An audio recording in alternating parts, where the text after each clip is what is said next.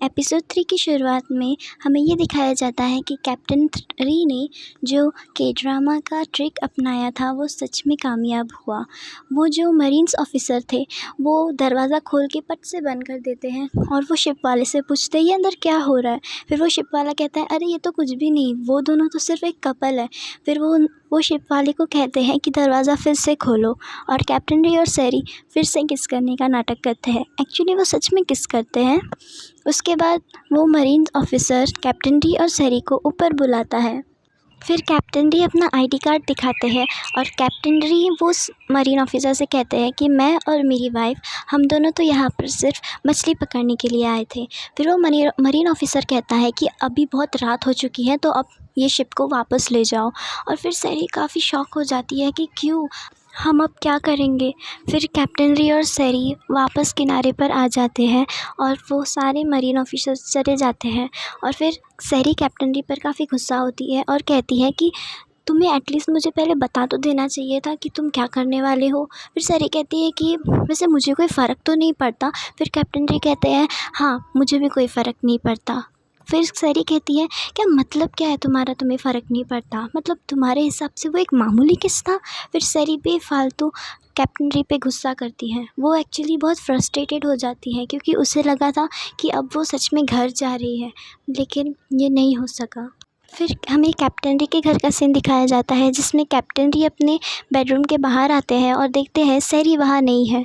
और सैरी ने एक चिट्ठी लिखी है जहाँ पर उसने लिखा है कि तुमने मेरे लिए बहुत कुछ किया है, अब मैं अपना रास्ता खुद ढूंढ लूँगी।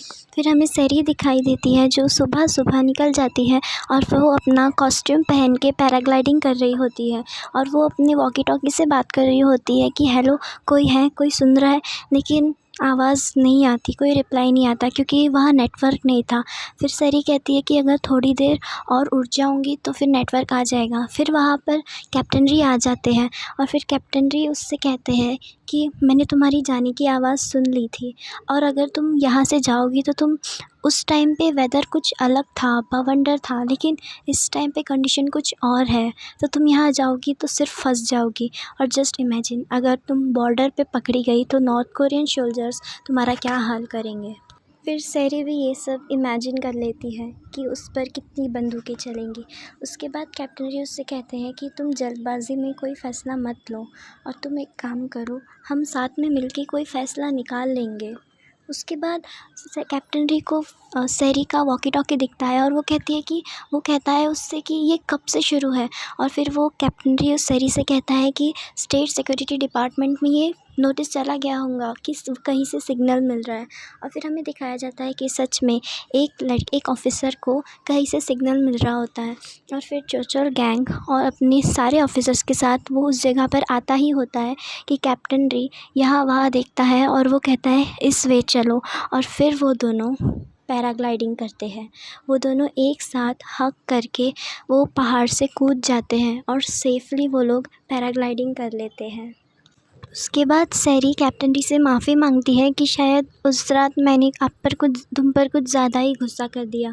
फिर कैप्टन डी भी बोलता है कोई बात नहीं और फिर वो दोनों टाइटली हग करते हैं। फिर वहाँ पर चोचल गैंग और ऑफिसर्स के साथ आ जाता है, लेकिन वहाँ पर तो कोई भी नहीं था। उसके बाद हमें दिखाई देता है कि मैन बॉक चोचल गैंग से मिलने आया है। मैन बॉक चोचल गैंग को बताता है कि अभी तक तो कुछ नहीं हुआ, लेकिन सैरी और कैप्टन री बहुत देर रात के बाद घर वापस आए थे।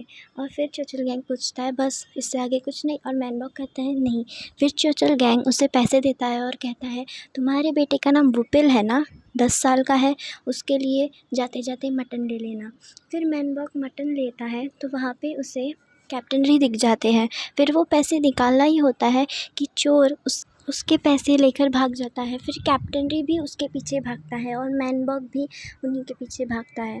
फिर वो चोर उन्हें एक टाइप के दरवाजे के अंदर लेके जाता है और फिर वो पीछे से लोग दरवाज़ा बंद कर देते हैं और फिर कैप्टन री और उन गुंडों के बीच फ़ाइट शुरू हो जाती है। फिर एक गुंडा कैप्टन री के पीछे से चाकू मार रहा होता है कि वहीं पर मैन बॉक आ जाता है और मैन बॉक कैप्टन री को बचा लेता है।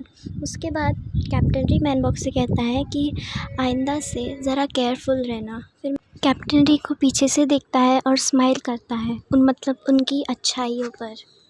फिर हमें सैरी दिखाई देती है जो कैप्टन री के जूनियर्स के साथ मतलब वो अकेले कुछ खा रही होती है। फिर वो कहती है कि मैं इंटरमिटेंट फास्टिंग करती हूँ, इसका मतलब मैं ब्रेकफास्ट नहीं करती और करती भी हूँ तो लाइट खाती हूँ, लेकिन अभी देखो मैं चावल के क्रस्ट के साथ शुगर खा रही हूँ। फिर सैरी उनसे पूछती है लेकिन इस टाइम पे तुम लोग यहाँ क्या कर रहे हो। फिर मूया को बोलता है कि कैप्टन री ने हमें यहाँ पर तुम्हारी प्रोटेक्शन के लिए रखा है। फिर सैरी काफ़ी अजीब सा बिहेव करती है और कहती है ये कैप्टन री भी ना, मैं कोई छोटी बच्ची थोड़ी हूँ। फिर वही गांव की औरतें नॉक करती है और सैरी बाहर आती है, उनसे पूछती है क्या हुआ। तो आंटियाँ कहती है कि आज यंगे का बर्थडे है। फिर वो कहती है कि ये यंगे कौन है। फिर वो आंटियाँ कहती है कि अरे तुम्हें यंगे नहीं पता, उनके पति सीनियर कर्नल है। और फिर सैरी कहती है कि मुझे माफ़ कर दीजिए लेकिन मैं दूसरों के बर्थडे पार्टीज़ में नहीं जाती। और फिर वो दरवाज़ा बंद कर देती है। फिर हमें दिखाई देता है कि चोचल गैंग एक ऑफ़िसर के साथ बात कर रहे होते हैं और वो ऑफ़िसर कहता है कि आपकी वजह से मैं फंसते फंसते बचा हूँ। और फिर चोचल गैंग कहता है कि तुम्हारा कोई कज़िन डिवीज़न 11 में है ना। तो फिर वो कहता है हाँ है तो सही। तो उसके बाद वो पूछता है कि क्या मैं उससे बात कर सकता हूँ। तो फिर वो उससे कहता है ठीक है तुम उससे बात कर सकते हो। उसके बाद सैरी मुयोक से पूछती है कि वो कौन था उस रात वो ऑफ़िसर। फिर वो कहता है कि वो तो चोचल गैंग है। फिर वो सैरी कहती है कि वो काफ़ी सीनियर है ना। तो वो मुयोक कहता है कि हाँ सीनियर तो है। उसके बाद सैरी कहती है कि कैप्टन री उतने सीनियर नहीं है। तो फिर वो मुयोक कहता है कि नहीं वो सीनियर तो है लेकिन अगर चोचल गैंग से कंपेयर किया जाए तो नहीं है। उसके बाद सैरी कहती है कि क्या कोई रास्ता नहीं है कि कैप्टन री सीनियर बन जाए। तो फिर वो कहता है कि हाँ प्रमोशन वाले सीज़न से पहले एक प्रेसिडेंशियल स्टार्स मिलता है लेकिन वो सीनियर कर्नल देते हैं। उसके बाद सैरी सोचती है अच्छा लेकिन सीनियर कर्नल तक पहुंचने के लिए कोई रास्ता नहीं है। फिर मुया कहता है कि हाँ एक रास्ता तो है, सब लोग कहते हैं कि सीनियर कर्नल अपनी वाइफ की बड़ी सुनते हैं। फिर सैरी को याद आता है अरे हाँ वो आंटियाँ जो आई थी वो योंगे की बात कर रहे थे, योंगे का हस्बैंड ही तो है सीनियर कर्नल। फिर वो सैरी योंगे के घर में जाती है और वो उनके लिए कोई गिफ्ट तो नहीं लेके जाती। फिर वो वहाँ पर बैठ जाती है। फिर योंगे कहती है कि तुम मेरे पास आके बैठो। तो सैरी कहती है कि नहीं मैं इतनी सुंदर औरत के बाजू में नहीं बैठना चाहती। और फिर मतलब वो उसे चने के झाड़ पे चढ़ाना चाहती है। उसके बाद मैनबॉक की वाइफ भी वहाँ पर रहती है। तो मैनबॉक की वाइफ ने एक ड्रेस लाया होता है लेकिन वो उसे छुपा रही होती है। फिर सैरी वो ड्रेस दिखाती है और कहती है कि ये आप पहनो, ये मैनबॉक की वाइफ ने लाया है। और फिर वो ड्रेस पहन के आती है तो वो काफ़ी सुंदर दिखती है और सैरी भी उनकी काफ़ी तारीफ़ें करती है। फिर वो उनसे कहती है कि तुम्हारा नाम क्या है। वो सैरी से पूछती है। सैरी यहाँ वहाँ देखती है और नकली सा अपना नाम बोलती है, सैमसुक। फिर हमें कैप्टन री और क्वांगबम दिखाए जाते हैं। फिर क्वांगबम कैप्टन री से कहते हैं कि सैरी चाहती है कि आपको प्रेसिडेंशियल स्टार्स मिले। फिर कैप्टन री मुस्कुराते हैं और फिर क्वांगबम उनसे ये कहता है कि उन्हें लगता है कि आप में कोई भी पावर नहीं है, मतलब आपके पास कोई भी पावर नहीं है। तो फिर कैप्टन जी कहते हैं ऐसा तो कोई कुछ भी नहीं है। फिर क्वांगबम पूछता है लेकिन आप इंजीनियरिंग डिपार्टमेंट में क्यों जा रहे हैं। तो फिर वो पूछता है कि कुछ काम है, कुछ डाउट है मुझे तो इसलिए मैं वहाँ जा रहा हूँ। फिर वहाँ जाते हैं तो वहाँ उनको सच में डाउट मिलते हैं और वहाँ हमें ट्रक्स दिखाए जाते हैं। ये वही ट्रक्स हैं, इनको मतलब शायद ये रात को नेल्स लगा लेते होंगे, मतलब हो सकता है कि ये सच में इंजीनियरिंग डिपार्टमेंट वाले ना हो। फिर क्वाकबम उनसे बात करता है तो वो लोग उससे काफ़ी रूडली बिहेव करते हैं। फिर कैप्टन डी को एक छोटा सा सबूत मिलता है तो इसलिए वो क्वाकबम से कहते हैं चलो यहाँ से, बस हो गया। फिर हमें चोचल गैंग दिखाया जाता है जो एक होटल में वही ऑफिसर के कज़िन के साथ रहता है। और फिर वो उसे कहता है कि वो जो सैरी है उस लड़की की एज शायद 30 से 40 के साल के बीच में है। फिर वो जो कज़िन है वो कहता है कि तुमने जो बताया है मैं उसके हिसाब से तुम्हें इन्फॉर्म करूँगा, लेकिन डिवीज़न 11 एक सीक्रेट एजेंसी है, बट स्टिल मैं तुम्हें बता सकता हूँ। फिर चोचो गैंग कहता है थैंक यू सो मच। फिर हमें सैरी दिखाई देती है जो योंगे के काफ़ी चापलूसी कर रही होती है और वो बता देती है कि वो चाहती है कि वो अपने पति सीनियर कर्नल से बात करे कि कैप्टन री के लिए मतलब थोड़े प्रेसिडेंशियल स्टार्स अगर वो उनको दे सके। तो योंगे कहती है अरे बिल्कुल, मैं बिल्कुल उनसे बात करूँगी। उसके बाद हमें कैप्टन री दिखाई देते हैं। ओ ले ये क्या बात हुई। फिर वो चुपके आ रहे होते हैं और वो देखना चाहते हैं कि सैरी कब बाहर निकलती है ताकि वो एक्सीडेंटली उनसे मिल जाए। फिर सैरी बाहर निकलती है और वो उससे कहती है कि क्या तुम मेरा यहाँ वेट कर रहे थे। कैप्टन री कहते हैं क्या बकवास है, मैं यहाँ तुम्हारा वेट क्यों करूँगा, तुमने अभी देखा नहीं मैं वहाँ से आ रहा था। फिर सैरी कहती है मैं जानती हूँ तुम मेरा वेट कर रहे थे। फिर वो कुछ आगे कहने ही जाते हैं कैप्टन री कि सैरी उनकी बाइसिकल के सामने एक सॉफ्ट कपड़ा रहता है और उससे देखकर कहती है अरे ये कितना सॉफ्ट है, क्या मैं यहाँ बैठ सकती हूँ। फिर सैरी वहाँ बैठ जाती है और कैप्टन री और सैरी दोनों साथ दोनों घर जाते हैं। काफ़ी क्यूट लगता है दोस्तों। फिर घर पहुंचने के बाद कैप्टन री के जूनियर्स वही रहते हैं और वो शेल्स लाते हैं ना, क्लैम्स, उनको वो जला रहे होते हैं। फिर सैरी कहती है ये कितना अजीब स्टाइल है और फिर वो मू योक और युनदंग उसे खाने को देते हैं और सैरी को सच में काफ़ी पसंद आता है और फिर वो उसी शेल में सोजू मिलाकर भी पीती है तो उसे काफ़ी मज़ा आता है और वो काफ़ी स्माइल करके खा पी रही होती है। और ये हमारा हीरो कैप्टन री, मिस्टर कैप्टन री उसे मस्त एडोर करते हैं, उसे घूरते रहते हैं और फिर स्माइल भी करते हैं और सैरी भी उन्हें देखकर स्माइल करती है। फिर हमें साउथ कोरिया का सीन दिखाया जाता है जिसमें सैरी की पूरी फैमिली खाना खा रहे होते हैं। तो सैरी के पापा कहते हैं कि वो सैरी के एक बड़े भाई को ही अपनी कंपनी सौंप देंगे। फिर वहीं पर सडनली सैरी की जो माँ है वो एक्चुअली उसकी स्टेप मॉम है, वो खड़ी हो जाती है और वो कहती है कि नहीं, हमें शायद रुकना चाहिए क्योंकि हो सकता है कि सैरी वापस आ जाए। स्टार्टिंग में लग रहा था कि वो स्टेप मॉम बुरी है लेकिन अभी तो उसे काफ़ी सैरी की चिंता थी और वो ये भी कह रही थी कि हमें सैरी के लिए रुकना चाहिए, वो वापस आ सकती है। फिर हमें दिखाया जाता है कि सैरी और सब लोग पूरे ड्रंक हो गए हैं और वो लोग एक गेम खेल रहे हैं जिसमें वो कुछ वर्ड्स बोल रहे हैं और एंडिंग के वर्ड से एक स्टार्टिंग का वर्ड आगे वाले को बोलना है। फिर वो बहुत से कोई वर्ड बोलता है जो सैरी पे आता है और सैरी सोचती रहती है और फिर मैनभॉक वहाँ बस से ज़ोर से एक वर्ड बोल देता है। फिर अगले दिन हमें दिखाया जाता है कि कैप्टन री कॉफ़ी बना रहे होते हैं। उसके बाद सैरी उठ जाती है और वो कहती है कि मुझे कॉफ़ी की स्मेल आ रही है। फिर वो बाहर जाके देखती है तो कैप्टन री ने उसके लिए कॉफ़ी बनाई थी। सैरी काफ़ी खुश हो जाती है और फिर जब कैप्टन री जा रहे होते हैं सैरी कहती है कि मेरे पास कुछ है और वो दिखाती है ये क्यूट सा लव वाला हार्ट। फिर हमें कैप्टन री और उसके जूनियर्स दिखाई देते हैं। तो कैप्टन री उस सिंबल का मतलब पूछते हैं तो वो साउथ कोरियन ड्रामा देखने वाला लड़का मू योक उससे कहता है कि इसका मतलब होता है दिल। तो फिर कैप्टन री कहते हैं दिल मतलब तुम कहना क्या चाहते हो। तो मू योक कहता है अरे जब उसका मतलब है कि उसने आपको अपना दिल दिया, इसका मतलब है प्यार। तो कैप्टन री फ्रोज़न हो जाते हैं। फिर हमें डैन और उसकी मॉम और डैन के अंकल दिखाई देते हैं जो एक शॉपिंग मॉल में जा रहे होते हैं। फिर डैन वहाँ से एक हॉट सा ड्रेस पहन के मतलब अच्छा वाला ड्रेस पहन के कैप्टन री से मिलने जाती है।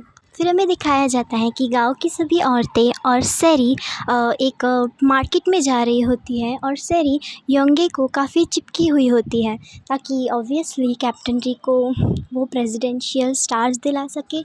उसके बाद एक कॉस्मेटिक की छोटी सी शॉप में उसे सैरीज चॉइस के कुछ प्रोडक्ट्स दिखते हैं। वो शॉप ओनर कहती है कि ये नीचे से आए हैं साउथ कोरिया से इलीगली और फिर सैरी कहती है कि ओ माय गॉड मेरे प्रोडक्ट्स तो नॉर्थ कोरिया में भी हैं। फिर वो शॉप ओनर उतनी अच्छे से मार्केटिंग नहीं कर पाती है तो सैरी खुद ही अच्छे से अपने प्रोडक्ट की मार्केटिंग करती है। फिर हमें साउथ कोरिया का सीन दिखाया जाता है जिसमें वही पार्क सू चैन मिस्टर होंग के पास आता है और कहता है कि आप एक बार मेरी बात सुनिए तो सर। और मिस्टर होंग उससे कुछ पैसे दे देते हैं क्योंकि उसे पार्क सू चैन को उसकी जॉब से निकाल दिया गया था।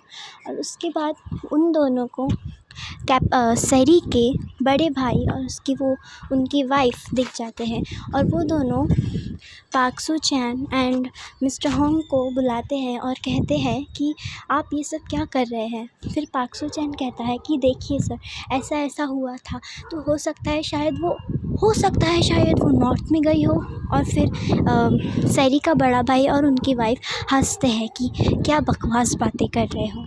फिर नॉर्थ कोरिया में हमें दिखाया जाता है कि गू सिंग जू शूटिंग कर रहा होता है और उसका वही एक साथीदार उसे कह रहा होता है कि तुम हर बार साउथ कोरिया का नाम क्यों लेते रहते हो, क्योंकि गू सिंग जू ने कहा था कि नॉर्थ कोरिया की हवा और साउथ कोरिया की हवा में बस थोड़ा सा ही अंतर है। तो फिर वो कहता है कि तुम मुझे इस तरह टोका मत करो, अदरवाइज़ मैं तुम्हें $10,000 हर बार जब भी तुम मुझे टोकोगे तब मैं $10,000 का चेक तुम्हारे पेमेंट से काट लूँगा।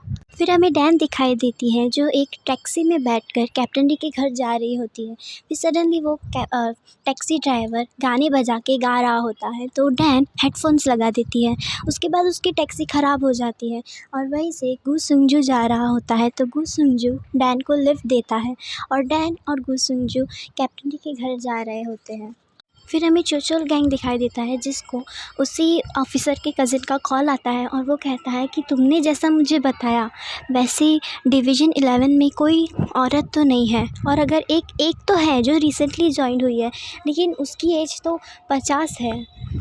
फिर हमें वही आंटी दिखाई देती है जो भाग कर कैप्टन डी के पास आती है और कहती है कि हम आप ही को ढूंढ रहे थे। वो क्या है ना, हम सैरी के साथ में ही थे लेकिन अचानक पता नहीं सैरी कहाँ चली गई और सैरी दिख नहीं रही है। फिर कैप्टन डी भागकर मार्केट में जाते हैं और सैरी को ढूंढने लगते हैं। सैरी वहाँ पर पूरी खो जाती है और उसे अपने बचपन का कुछ सीन याद आता है जिसमें वो ऐसे ही एक अंधेरी रात में अकेली खड़ी थी। उसके बाद उसे एक आदमी दिखाई देता है जो हाथ ऊपर करके कैंडल एक लाइट दिखा रहा होता है। फिर सैरी उसके पास जाती है और वो निकलता कौन है, ऑब्वियसली और हीरो मिस्टर कैप्टन डी। और फिर सैरी कैप्टन डी के पास जाती है और कैप्टन डी उसे देखकर रिलैक्स्ड हो जाते हैं और सैरी उन्हें देखकर काफ़ी खुश हो जाते हैं और फिर दोनों एक दूसरे को देखकर स्माइल करते हैं। और इसी के साथ हमारा ये एपिसोड ख़त्म हो जाता है। आगे के एपिसोड्स के एक्सप्लेनेशन देखने के लिए मुझे सब्सक्राइब करना ना भूलें दोस्तों।